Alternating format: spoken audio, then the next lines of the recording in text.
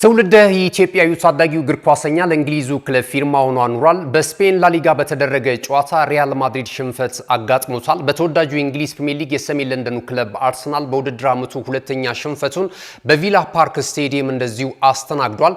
የሞሐመድ ሳላና የክለቡ ሊቨርፑል ጉዳይ የበርካታ መገናኛ ብዙሃንን ቀልብ እየሳበ ይገኛል።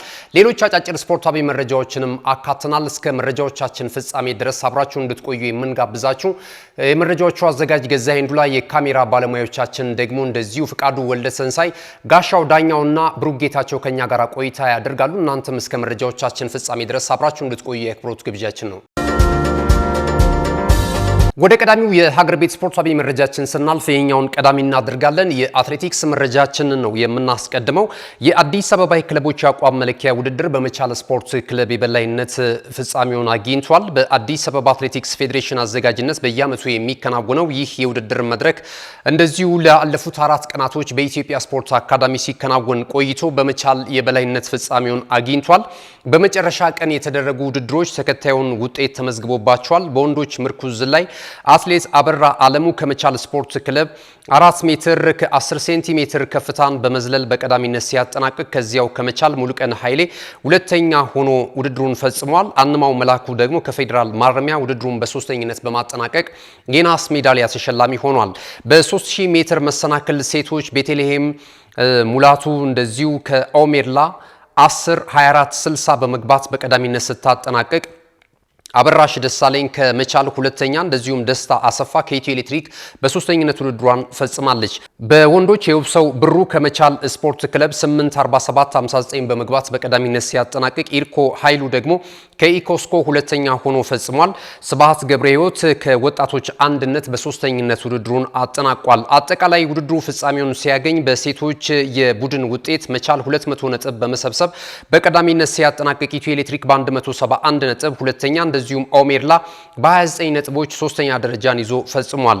በወንዶች አጠቃላይ አሸናፊ መቻል 237 ነጥቦችን በመያዝ በቀዳሚነት ሲያጠናቅቅ እንደዚሁ ኢትዮ ኤሌክትሪክ በ184 ነጥቦች ሁለተኛ፣ ኢኮስኮ 37 ነጥቦችን በመያዝ በሶስተኝነት ውድድሩን ፈጽሟል። በሁሉም አጠቃላይ የውድድሩ አሸናፊዎች በወንድም በሴትም በሁለቱም ጾታ አሸናፊ የሆነው መቻል ስፖርት ክለብ ነው። 237 ነጥቦችን በመያዝ ኢትዮ ኤሌክትሪክ በ184 ነጥብ ሁለተኛ፣ ኢኮስኮ በ37 ነጥብ ሶስተኛ ሆኖ በዘንድሮ ዓመት በተደረገው የአዲስ አበባ የክለቦች የአቋም መለኪያ ውድድር ላይ መቻል በበላይነት ሻምፒዮና ሆኖ አጠናቋል። ወደ ሌላኛው የሀገር ቤት ስፖርታዊ መረጃችን የምናልፍ ነው የሚሆነው። የኢትዮጵያ ፕሪሚየር ሊግ የ9ኛ ሳምንት መርሃ ግብር ጨዋታዎች እንደዚሁ ቀጥለው ተከናውነዋል። የተደረጉ የጨዋታ የመጨረሻ የመርሃ ግብሩ ውጤቶች በዚህ መልኩ ነው የተጠናቀቁት። መቀሌ 71 እንደርታ ከፋሲል ከተማ ጋር ያደረጉት ጨዋታ አንዳቻ በሆነ ውጤት ተጠናቋል። ሁለቱም የአቻነት ግብ ከመረብ ያረፉት ባለቁ ደቂቃ ነው። ናትናኤል ማስረሻ 89ኛው ደቂቃ ላይ አጼዎቹን መሪ ያደረገ ግብ እንደዚሁ ከመረብ በማሳረፍ 1 ደቂቃ ጨዋታው ሊጠናቀቅ ሲቀር ነበረ ይህ ጎል የተቆጠረው ለአሰልጣኝ ዮሐንስ ሳሌው ቡድን። ነገር ግን ይህንን ውጤት ማስጠበቅ አልቻሉም። እንደገና በ92ኛው ደቂቃ ላይ ደግሞ ፍጹም አለሙ መቀሌ 71 እንደርታዎችን ወደ አቻ ውጤት ያመጣውን ግብ ከመረብ በማሳረፍ ጨዋታው አንድ አቻ በሆነ ውጤት እንዲጠናቀቅ ሆኗል ማለት ነው። ፋሲል ከተማ እንግዲህ እስካሁን ድረስ በብቸኝነት በፕሪሚየር ሊጉ ሽንፈት ያላስተናገደ ቡድን ሆኗል ማለት ነው። ሌሎች ጨዋታዎችን ስንመለከት ነገሌ አርሲን ከሀዲያ ሆሳዕና ጋር ያገናኘው ጨዋታ በነገሌ አርሲ 2-1 አሸናፊነት ፍጻሜውን አግኝቷል። 6ኛው ደቂቃ ላይ ከቤ ብዙነህ እንደዚሁም 67ኛው ደቂቃ ላይ ራሱ ከቤ ብዙነህ ለራሱና ለቡድኑ ሁለተኛ ግብ ከመረብ ማሳረፍ ችሏል። በእርግጥ በዚህ እንቅስቃሴ ላይ ኢዮብ አለማየሁ 23ኛው ደቂቃ ላይ ሀዲያ ሆሳዕናን አቻ ያደረገ ግብ ከመረብ አሳርፎ ነበረ። 67ኛው ደቂቃ ላይ ከቤ ብዙነህ ያስቆጠራት ጎል ግን እንደዚሁ ነገሌ አርሲዎች ከጨዋታው ሙሉ 3 ነጥብ እንዲያገኙ አስችሏቸዋል ማለት ነው።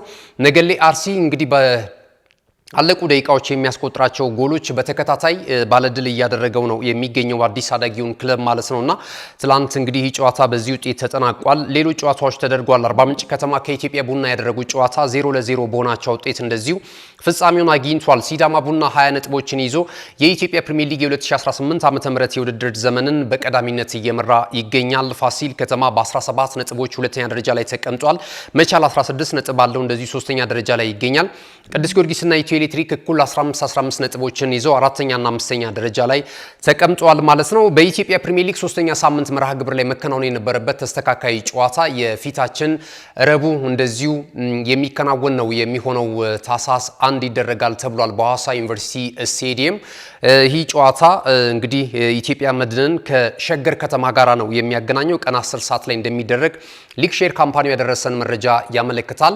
ከዚህ በመቀጠል እንግዲህ የኢትዮጵያ ወንዶች ፕሪሚየር ሊግ ይቋረጣል። የኢትዮጵያ ዋንጫ ነው መሀል ላይ የሚከናወነው። ከዛ በኋላ እንግዲህ በቀጣይ ታህሳስ ወር እንደዚሁ ወደ አዳማ ሳይንስና ቴክኖሎጂ ዩኒቨርሲቲ ስቴዲየም በማቅናት የ10ኛ ሳምንት መርሃ ግብር ጨዋታዎች እንደሚደረጉ ሊግ ሼር ካምፓኒው እንደዚሁ ያደረሰን መረጃ ያመለክታል ማለት ነው። የሀገር ቤት ስፖርታዊ መረጃዎቻችን ይሄንን ይመስላሉ። ክቡራትና ክቡራን ተመልካቾቻችን እየተከታተላችሁን ስላላችሁ እጅግ በጣም እናመሰግናለን። ተመልሰን ስንመጣ እንደዚሁ ወደ ባህር ማዶ ስፖርታዊ ጉዳዮቻችን ነው የምናቀነው። መልእክቶች አሉን። መልእክቶቹን ተከታትለን እንመለስ። ካሽጎ በየትኛውም ዓለም ሆነው በማንኛውም ሰዓት ለወገኑ የሚደርሱበት ፈጣን የገንዘብ መላኪያ ተከፈተሎ። ማስተርና ቪዛ ካርዶን በመጠቀም ከ5 እስከ 20 ዶላር የሚልኩበት አዲስ የገንዘብ መላኪያ መንገድ። ካሽጎን ለየት የሚያደርገው የትኛውም የገንዘብ ዝውውር በፍጥነት አገልግሎት ከመስጠቱም ባሻገር ለማንኛውም አገልግሎት ምንም አይነት ክፍያ አለመጠየቁ ነው። በሀገራችን ታሪክ ገንዘብን ከውጪ ወደ ሀገር ቤት በማስተላለፍ በመተግበሪያ መልክ አገልግሎት መስጠት የጀመረው የመጀመሪያው ሀገር በቀል የገንዘብ መላኪያ ዘዴ ካሽጎ ከ4500 በላይ ባሉ የባንክ ቅርንጫፎች አገልግሎት እየሰጠ ይገኛል። ገንዘቦን በሰኮንዶች ልዩነት ውስጥ ይፈልጉ በአካውንቶ ወይንም በእጆ ቆጥረው የሚወስዱበት ልዩ ዘዴ። በቅርቡ ሁሉንም ኢትዮጵያዊ ባለቤት ለማድረግ ጉዞ የጀመረው ካሽጎ ዛሬውኑ መተግበሪያውን በስልኮ ላይ በመጫን የአገልግሎቱ ተጠቃሚ ሆኑ። ፍጥነት መለያችን፣ ኢትዮጵያን መክፈቻችን፣ ካሽጎ ነው መላኪያችን። ካሽጎ የአዲሱ ትውልድ ብራንድ። ተመልሰናል። ክቡራትና ክቡራን ተመልካቾቻችን ይህ ናሁ ቴሌቪዥን ነው። የዛሬ ዕለተ ሰኞ ህዳር 28 2018 ዓመተ ምህረት ናሁ ስፖርትን በመከታተል ላይ ትገኛላችሁ። ቀደም ሲል የሀገር ቤት ስፖርታዊ መረጃዎችን ወደ እናንተ አድርሰናል። ከዚህ ሰዓት ጀምረን ደግሞ ከባህር ማዶ የተለያዩ ወሬ ምንጮች ስፖርታዊ መረጃዎችን ወደ እናንተ እያደረስን ነው ቆይታ የምናደርገው። የተወዳጁ እንግሊዝ ፕሪሚየር ሊግን የ15ኛ ሳምንት መርሃ ግብር ጨዋታዎችን የተመለከቱ መረጃዎችን ቀዳሚ እናደርጋለን።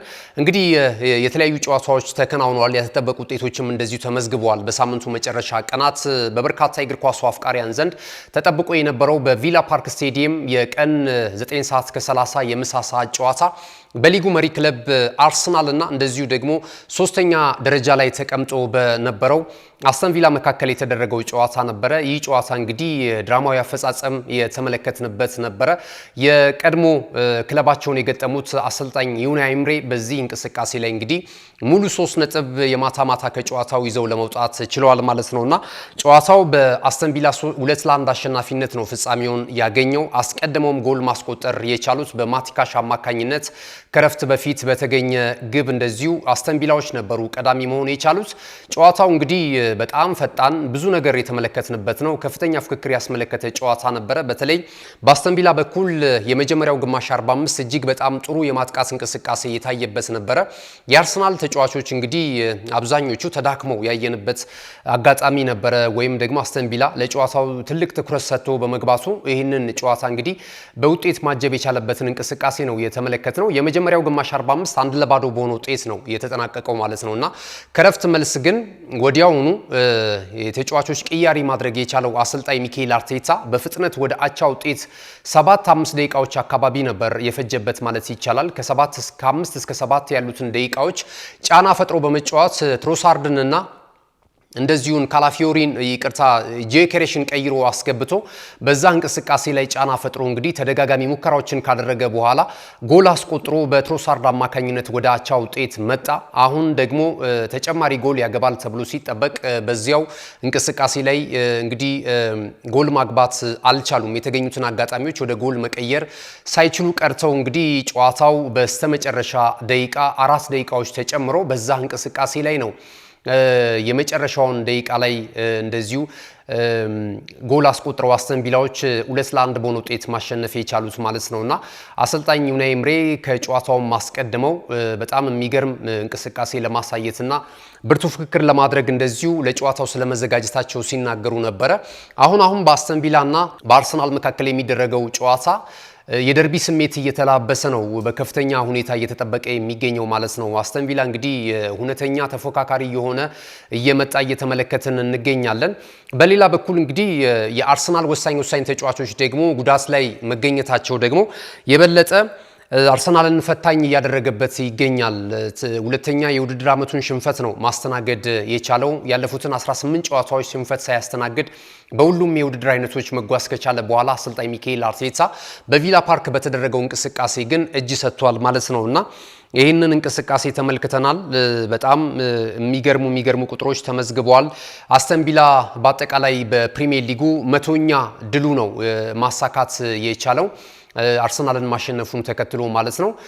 እንደዚሁ ደግሞ ጎል አስቆጣሪው ለአርሰናል ጎል ያስቆጠረው ትሮሳርድ ደግሞ በፕሪሚየር ሊጉ በብራይተን ማሊያና እንደዚሁ በአርሰናል ማሊያ 50ኛ ግቡ ሆና ተመዝግባለታለች በአጠቃላይ በእንቅስቃሴው ማለት ነውና እነዚህንም ቁጥራዊ መረጃዎችን ተመልክተናል። በፕሪሚየር ሊጉ በተደረገ እንቅስቃሴ ማለት ነው።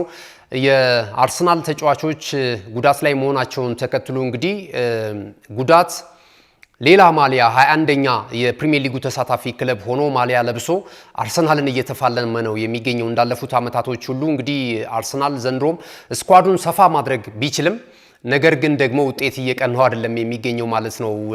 ያምናዎቹ አይነት እንቅስቃሴዎች እንዳይደገሙ በበርካታ የእግር ኳሱ ሊቃን ዘንድ እንደዚሁ ስጋትን ፈጥሯል። ደጋፊዎችም በጣም አሁን ስጋት ውስጥ ነው የሚገኙት። ምክንያቱም ከሳምንታት በፊት በብዙ የነጥብ ልዩነቶች አርሰናል የደረጃ ሰንጠረዡን እየዘወረ ነበር የሚገኘው። እንግዲህ በተከታታይ በቼልሲ ከዛም በፊት በሰንደርላንድ የጣላቸው ነጥቦች እንደዚሁም ደግሞ በአስተን ቪላ የተሸነፈበት አጋጣሚ ደግሞ የበለጠ እንግዲህ ከተፎካካሪዎቹ ጋር የነበረውን የነጥብ ልዩነት እያጠበበው ነው የሚገኘው። አሁን በተከታዩ ማንቸስተር ሲቲ እና በአርሰናል መካከል ያለው የነጥብ ልዩነት 2 ብቻ ሆኗል። እንግዲህ ከአርሰናል ከተጫወተ በኋላ ነበር ጨዋታውን ያደረገው አመሻሽ 12 ሰዓት ላይ ከሰንደርላንድ ጋር በኢታድ ስቴዲየም የተደረገው ጨዋታ ማንቸስተር ሲቲ ይህን ጨዋታ በብቃት በሙሉ የበላይነት በሚባልበት እንቅስቃሴ 3-0 በሆነ ውጤት ማሸነፍ ችሏል። በተለይ ሪያን ቼርኪ በዚህ እንቅስቃሴ ላይ ግሩም እንቅስቃሴዎችን ማስመልከት ችሏል እና 2 የሆኑ ኳሶችንም እንደዚሁ አመቻችቶ ማቀበል የቻለበትን ሂደት ተመልክተናል። ግቫርዲዮልን በጣም ግሩም ነበር። በአጠቃላይ ማንቸስተር ሲቲ በዚህ እንቅስቃሴ ላይ ይቸገራል ተብሎ ቢጠበቅም ነገር ግን ጨዋታውን በአስተማማኝ ሁኔታ ማሸነፍ ችሏል።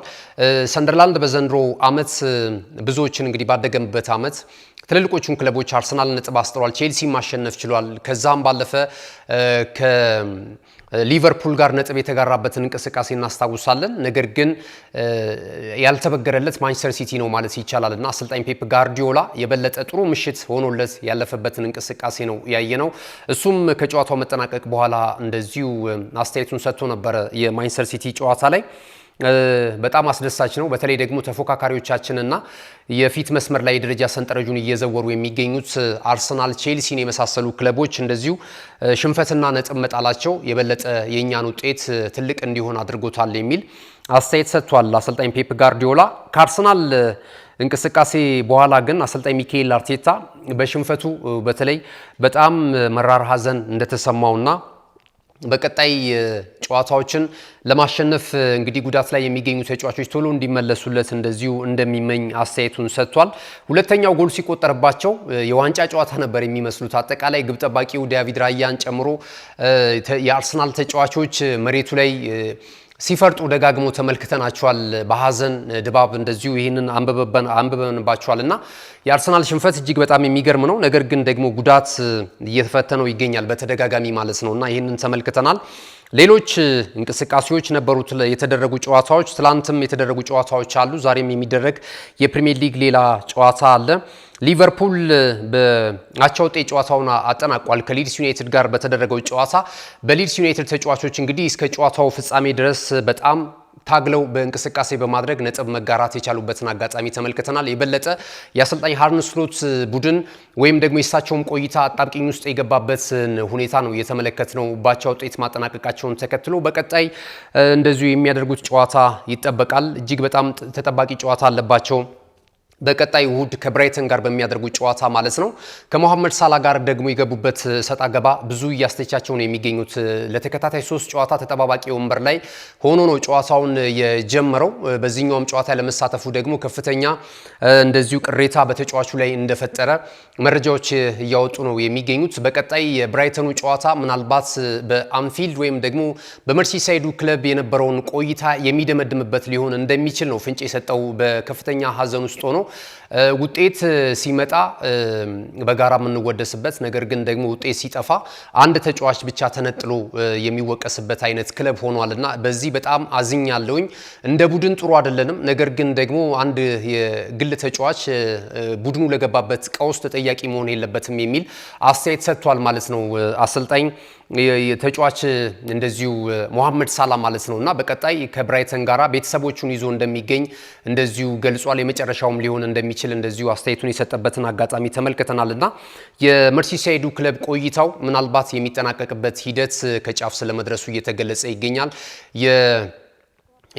በቅርቡ ነው እንግዲህ ውሉን ያደሰው ማለት ነው። በሊቨርፑል ቤት የሚያቆየውን የውል ኮንትራት ማደሱ የሚታወቅ ነው። ያውም በጣም በአነጋጋሪ ሁኔታ ክለቡ ፍላጎት እንደሌለው ሲገልጽ ነበር በተደጋጋሚ የውል ኮንትራቱን ለማራዘም። ነገር ግን ደግሞ ደጋፊዎች ጫና በማድረግ የተለያዩ ሚዲያዎችም የተለያዩ አስተያየት በመስጠት እንደዚሁ ተጫዋቹ እንግዲህ የውል ኮንትራቱን ካደሰ በኋላ በዚህ ዓመት በጣም በአነስተኛ ሁኔታ ጨዋታዎች ላይ እየተሳተፈ ነው የሚገኘው።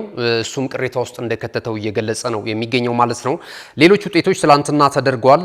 እንደዚህ ውጤቶችን ስንመለከት ፉልሃም ከክሪስታል ፓላስ ጋር ያደረጉት ጨዋታ በክሪስታል ፓላስ 2-1 አሸናፊነት ፍጻሜውን አግኝቷል። ኒኬታና እንደዚሁ ጉዬ የአሸናፊነቱን ግብ ለደቡብ ለንደኑ ክለብ እንደዚሁ ከመረብ ማሳረፍ ችሏል። ሃሪ ዊልሰን ደግሞ ለፉልሃም ብቸኛዋን ግብ ከመረብ እንደዚሁ ማሳረፍ የቻለበትን ውጤት ተመልክተናል። 38ኛው ደቂቃ ላይ ብራይተን ከዌስትሃም ዩናይትድ አንዳቻ በሆነ ውጤት ጨዋታቸውን አጠናቋል። ሩተር 91ኛው ደቂቃ ላይ ቡሄን ደግሞ እንደዚሁ 73ኛው ደቂቃ ላይ ለዌስትሃም ዩናይትድ ጎል ማስቆጠር ችሏል ማለት ነው። ዛሬ የሚደረገው የማንቸስተር ዩናይትድ እና የወልቨርሃምፕተን ወንደረርስ ጨዋታ በእንግሊዝ ፕሪሚየር ሊግ የ15ኛ ሳምንት መርሃ ግብር ማሳረጊያ ጨዋታ ነው የሚሆነው። በዚህ እንቅስቃሴ ላይ በተለይ አሰልጣኝ ሮበን አሞሪም ቡድን ወደ አሸናፊነት ለመምጣት እንግዲህ ጨዋታ ይጠብቀዋል ማለት ነው። ከዌስትሃም ዩናይትድ ጋር ባቻ ውጤት ጨዋታውን ማጠናቀቁ ይታወሳል። ከዚህ በፊት ወልቨርሃምፕተን ወንደረርስ ወራጅ ቀጠና ላይ ነው የሚገኘው። 2 ነጥቦች ብቻ ነው ያሉትና በአንጻራዊነት እንግዲህ ቅድመ ግምት ተሰጥቶታል። የዩናይትድ ግን አካሄድ ደግሞ ብዙም አስተማማኝ አይደለምና በዚህም ጨዋታ ላይ ሊፈተን ይችል ይሆን የሚለው ነገር ይጠበቃል። ምሽት 5 ሰዓት ላይ የሚደረግ ጨዋታ ነው። የሊጉን የደረጃ ሰንጠረዥ አሁንም አርሰናል በ33 ነጥቦች በቀዳሚነት ይመራል። ማንቸስተር ሲቲ በ31 ነጥብ ይከተላል። አስተን ቪላ 30 ነጥብ ባለው 3ኛ ደረጃ ላይ ነው የሚገኘው። ክሪስታል ፓላስ እንደዚሁ ቼልሲ፣ ኤቨርተን፣ ብራይተን እያለ እንግዲህ የደረጃ ሰንጠረዡ ይቀጥላል ማለት ነው። ሊቨርፑል በ23 ነጥቦች 9ኛ ደረጃ ላይ ነው የተቀመጠው። የከፍተኛ ጎል አስቆጣሪነቱን ትራክ ደግሞ ኤርሊንግ ብራውት ሃላንድ ከማንቸስተር ሲቲ በቀዳሚነት እየመራ ነው የሚገኘው። ወደ ሌሎች ሊጎች እንለፍ፣ በጨረፍታ እንመልከት። የስፔን ላሊጋ አነጋጋሪ ውጤቶች ተመዝግበውበታል። በተለይ ትላንት የተደረገው እንግዲህ አያሉ ክለብ ሪያል ማድሪድ በሜዳው ሳንቲያጎ በርናቦ ሴልታ ቪጎን አስተናግዶ 2-2 በሆነ ውጤት ተሸንፏል። በሜዳው በዘንድሮ ዓመት ሁለተኛ ሽንፈቱም ሆኖ ተመዝግቧል። እንግዲህ ሰጣ ገባ ውስጥ ነው የሚገኘው ሪያል ማድሪድ አጠቃላይ ኮቺንግ ስታፍ በተለይ ጃቪ አሎንሶ ከተጫዋቾቹ ጋራ መግባባት ውስጥ እንዳልሆነ ነው እየተነገረ የሚገኘው። ለውጤት ቀውሱም ተመሳሳይ አይነት ሁኔታዎች እየተጠቀሱ ነው የሚገኙት። ያለፉትን 3 ጨዋታዎች ባቻ ውጤት ነበር ያጠናቀቀው። ቢልባውን በማሸነፍ ወደ አሸናፊነት የመጣበትን አጋጣሚ ተመልክተን ነበረ። ነገር ግን ደግሞ ትላንትና እንደዚሁ ሽንፈት አጋጥሞታል። ሴልታ ቪጎ ከ20 ዓመታት በኋላ ነው ለመጀመሪያ ጊዜ በሳንቲያጎ በርናቦ ሪያል ማድሪድን ማሸነፍ የቻለውና ይሄ በጣም መጥፎ ጠፋሳ ሆኖ ተጠናቋል። ትላንት በነበረው እንቅስቃሴ ፌራን ጋርሻ 64ኛው ደቂቃ ላይ ጎል በቀይ ካርድ ከሜዳ ወጥቷል። አልቫሮ ካሬራስም በተመሳሳይ እንደዚሁ በቀይ ካርድ ወጥቷል። ኤንድሪክም እዛው ተጠባባቂ ወንበር ላይ ሆኖ በቀይ ካርድ ወጥቷል ማለት ነው። 3 ተጫዋቾችን አጥቷል በአጠቃላይ ትላንት በነበረው እንቅስቃሴ። ሌላኛው ኪሳራ ለሪያል ማድሪድ ደግሞ ኤደር ሚሊታው እንደዚሁ በተመሳሳይ በጉዳት ምክንያት ጨዋታውን ለቆ ወጥቷል ማለት ነው። ዊሊዮት እንግዲህ 2 ግቦችን ለሴልታ ቢጎ ከመረብ በማሳረፍ 2-2 በሆነ ውጤት ጨዋታው ተጠናቋል ማለት ነው። በሴልታ ቢጎ አሸናፊነት የሊጉን የደረጃ ሰንጠረዥ ባርሴሎና በ40 ነጥቦች በቀዳሚነት ይመራል። ሪያል ማድሪድ በ36 ነጥብ እንደዚሁ ይከተላል። ቪላሪያል ደግሞ 35 ነጥቦችን ይዞ ሶስተኛ ደረጃ ላይ ተቀምጧል ማለት ነው። የስፔን ላሊጋ ጨዋታዎች ይህንን ይመስላሉ። ዛሬ አንድ ቀሪ ጨዋታ በመርሃ ግብሩ የሚከናወን ነው የሚሆነው። ክቡራትና ክቡራን ተመልካቾቻችን አጫጭር ስፖርታዊ መረጃዎችን በተከታይነት ወደ እናንተ እናደርሳለን። አሁን ቆይታችሁን ከኛ ጋር አድርጉ።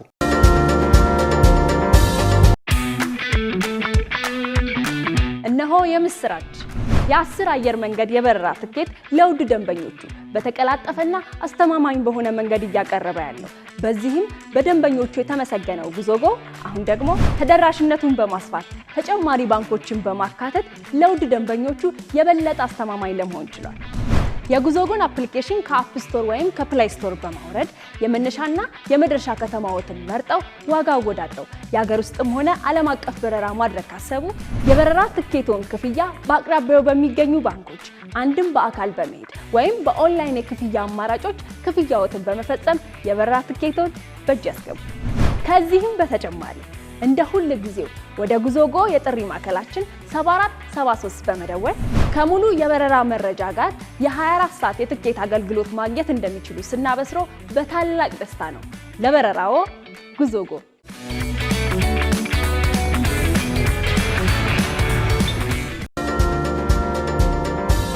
ክቡራትና ክቡራን ተመልካቾቻችን የመረጃችን የመጨረሻው ምዕራፍ ላይ ደርሰናል። አጫጭር ስፖርታዊ መረጃዎችን ወደ እናንተ እናደርሳለን። ቀደም ሲል በመግቢያችን ላይ የገለጽ ነው ኢትዮጵያዊው ታዳጊ እግር ኳሰኛ ለእንግሊዙ ክለብ ፊርማውን ማኖሩ እንግዲህ በርካታ የእንግሊዝ መገናኛ ብዙሃን እየገለጹ ነው የሚገኘው። ታዳጊው 12 ዓመቱ ላይ ይገኛል። ኪሩቤል ሰለሞን ኩማ ይሰኛል። እንግዲህ አባቱም በእግር ኳሱ ላይ እንዳለና በእንግሊዝ የባህልና ስፖርት እንደዚሁ የፌዴሬሽን አመራር ውስጥ እየሰራ እንዳለ ሲገለጽ ነበረ። ከዚህ ቀደም እንደዚሁም የስፖርት ጋዜጠኛ ሆኖም ለረጅም ጊዜ እያገለገለ የሚገኝ የእግር ኳስ ሰው ነው ማለት ይቻላል። በተለያዩ ክለቦች ውስጥ ሙከራ ሲያደርግ ነበር። በክሪስታል ፓላስ እንደዚሁም በኢፕስዊች ታውን እና በምስራቅ ለንደኑ ክለብ ዌስትሃም ዩናይትድ ልምምድና ሙከራ ሲያደርግ ከቆየ በኋላ አሁን ላይ እንደዚሁ ዊሌን የተሰኘውን የእንግሊዙን ክለብ በሻምፒዮንሺፕ እየተሳተፈ የሚገኘውን ክለብ ስለመቀላቀሉ እንደዚሁ ተገልጿል ማለት ነው። ትውልደ ኢትዮጵያን ከቅርብ ዓመታት ወዲህ እንግዲህ በእንግሊዝ ፕሪሚየር ሊግም ሊሆን ይችላል በሌሎች በአውሮፓ ታላላቅ ሊጎች ላይ ፊርማቸውን እያኖሩ ነው የሚገኙት። ከዚህ ቀደም በስፋት የሚታወቀው ጌዲዮን ዘላለም ነበር። ጌዲዮን ዘላለም ለሰሜን ለንደኑ ክለብ አርሰናል በአሰልጣኝ እንደዚሁ ቬንገር ስር ሆኖ በእንግሊዝ ፕሪሚየር ሊግ ላይ ከተመለከትናቸው ተጫዋቾች መካከል አንደኛው ነው። በእርግጥ ዜግነቱ ለጀርመን እንደዚሁም ደግሞ ለአሜሪካ ናሽናል ቲም ለመጫወት እንደዚሁ ስምምነት ላይ መድረሱ ከዚህ ቀደም የሚታወቅ ነበረ። ጉዳት ግን አርቆት ወደ ሄር ዲቪዚየም አምርቶ እንደዚሁ ሲጫወት እንደነበረ ይታወሳል። አሁን 28 ዓመቱ ላይ ነው የሚገኘው። እንግዲህ አሁን ላይ ጉዳት ከሜዳ አርቆታል። ይሄ ታዳጊ ደግሞ በቀጣይ እንግዲህ በሻምፒዮንሺፑ ክለብ የተለየ ነገር ይሰራል ተብሎ ይጠበቃል። በግራ መስመር ላይ እንደሚጫወትም እንግዲህ መገናኛ ብዙሃኖች በስፋት እየዘገቡት ነው የሚገኘው። መልካም እድል እንመኛለን። ወደ ሌላኛው አጭር ስፖርታዊ መረጃችን ስናልፍ ደግሞ የሞሐመድ ሳላና የአሰልጣኝ አርነ ስሎት ፍጥጫ አሁንም ተፋፍሞ ቀጥሏል። በርካታ የእንግሊዝ ታላላቅ የመገናኛ ብዙሃን ይህንን መረጃ እየዘገቡት ነው የሚገኘው። ይህ ግብፃዊ ኢንተርናሽናል እንግዲህ ከክለቡ ጋር ያለው ቆይታ ምናልባት የሚጠናቀቅበት ጫፍ ላይ ስለመድረሱ ነው እየተገለጸ የሚገኘው። በዘንድሮ ዓመት ሊቨርፑል የውጤት ቀውስ ውስጥ ነው የሚገኘው። ለውጤት ቀውሱ ተጠያቂ እያደረጉ ደግሞ ብዙዎች ጣታቸውን እየሰነዘሩበት የሚገኘው ሞሐመድ ሳላ ላይ ነው። ሞሐመድ ሳላ ያለፉትን 8 ዓመታት በመርሲሳይዱ ክለብ ሊቨርፑል ቆይታ አድርጓል። ትልልቅ የዋንጫ ክብሮች እንደዚሁ ማሳካት ከቻሉ ተጫዋቾች መካከል አንደኛው ነው። በተለይ የፊት ዲፓርትመንቱን እናስታውሳለን። ፈርሚኒዮ፣ ሮቤርት እንደዚሁ ሳዲዮ ማኔ፣ ፈርሚኒዮ እና የሞሐመድ ሳላ ጥምረት መቼም የሚዘነጋ አይደለም። 2 የፕሪሚየር ሊግ የዋንጫ ክብሮችን አስገኝቶላቸዋል። ከዛ ባለፈ የአውሮፓ ቻምፒየንስ ሊግ የውድድር መድረክና የዓለም ክለቦች ዋንጫ የውድድር መድረክን እንግዲህ ለቀዮቹ ማምጣት ከቻሉ ወሳኝ ተጫዋቾች መካከል አንደኛው መሆኑ ይታወሳልና እንደዚህ አይነት እንቅስቃሴን ካደረገ በኋላ አምና ነበር የውል ኮንትራቱን ያራዘሙለት ቀዮቹ በብዙ እሰጣ ገባና በበርካታ ጫና ውስጥ ሆኖ ማለት ነውና አሁን ላይ አሰልጣኝ አርነ ስሎት ለተከታታይ 3 ጨዋታዎች ከተጠባባቂ ወንበር ላይ ጨዋታውን እንዲያደርግ ማድረጋቸውን ተከትሎ ተጫዋቹ ከፍተኛ ቅሬታ ውስጥ እንደሚገኝ የሚመዘገበውም ውጤት የሱ ብቻ እንዳልሆነ እንደዚሁ ተናግሯል ማለት ነው። ምናልባት ብራይተንን በሚገጥሙበት እንቅስቃሴ ቤተሰቦቹን እናት አባቱን ይጋብዛል ተብሏል። በዚህ እንቅስቃሴ ላይ ማለት ነው በስቴዲየም ተገኝተው ጨዋታውን እንዲከታተሉ እንግዲህ ከመርሲሳይዱ ክለብ ከ8 ዓመታት በኋላ ምናልባት የሚሰናበትበት እድል ሰፊ ስለመሆኑ እየተገለጸ የሚገኘው። ነገር ግን አሻሚ ሁኔታዎችም እየወጡ ነው የሚገኙት። አርነ ስሎት ቢሰናበቱ ይሻላል ወይስ ደግሞ መሐመድ ሳላ ቢሰናበት አሁን ላይ ሊቨርፑል ለተቸገረበት ችግር መፍትሄ ሊሆን ይችላል የሚል መላምቶች እየወጡ ነው የሚገኙትና በቀጣይ የምንመለከተው ነው የሚሆነው። ክቡራትና ክቡራን ተመልካቾቻችን የሪያል ማድሪዱ አሰልጣኝ ዣቪ አሎንሶ በተመሳሳይ አጣብቂኝ ውስጥ ገብቷል። ትላንትና ከ20 ዓመታት በኋላ በሴልታ ቪጎ 2-0 በሜዳው ተሸንፏልና በተከታታይ በላሊጋው ጨዋታዎች ላይ የሚያደርጋቸው እንቅስቃሴዎች እጅግ በጣም ደካማ ሆኖ እየተመለከትን እንገኛለን። በተለይ ከቪኒ ጁኒየር ጋር ያለው ሁኔታ ብዙዎችን እያነጋገረ ነው የሚገኘው። እንግዲህ በቀጣይ ዣቪ አሎንሶስ በሳንቲያጎ በርናቦ የሚኖረው ቆይታ በምን አይነት ሁኔታ ይጠናቀቃል የሚለው ነገር የሚጠበቅ ነው የሚሆነው። ክቡራትና ክቡራን ተመልካቾቻችን ለዛሬ ለተሰኙ ህዳር 28 2018 ዓ.ም ከሀገር ቤትና ከባህር ማዶ ያሰናዳናቸው ስፖርታዊ መረጃዎቻችን ይህንን ይመስሉ ነበረ። መረጃዎቹን ወደ እናንተ በማድረስ ገዛኸኝ ዱላ፣ ካሜራ ባለሙያዎቻችን ፍቃዱ ወልደሰንሳይ፣ ጋሻው ዳኛውና ብሩክ ጌታቸው ከኛ ጋር ቆይታ አድርጓል። ተወዳጅ የናሁ ቴሌቪዥን ፕሮግራሞች ይቀጥላሉ። መልካም ጊዜ ይሁንላችሁ።